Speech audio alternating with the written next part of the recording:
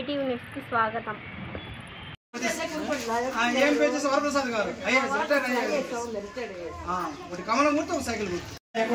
Side నిలబడండి పట్టుకున్నా pamphlet చూడన్నా సురేష్ అన్న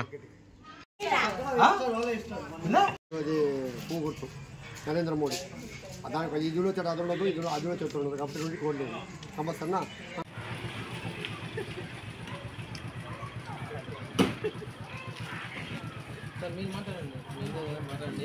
మెయిన్ ఆయన అడిగినాడు కార్యకర్త హరి గారు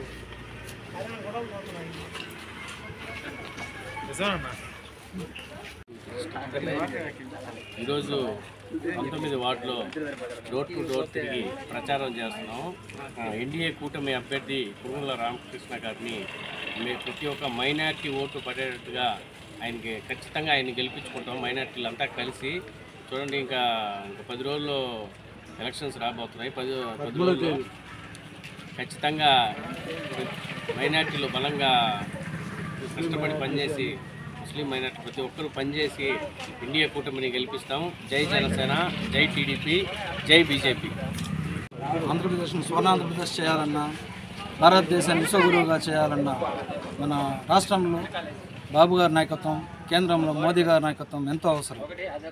కనుక రాష్ట్రంలో తెలుగుదేశం పార్టీ సైకిల్ గుర్తుకి ఇంకొక ఓటు బీజేపీకి వేసి అభ్యర్థులను గెలిపించి ఎన్డీఏ కూటమిని గెలిపించవలసిందిగా ప్రార్థిస్తున్నాం.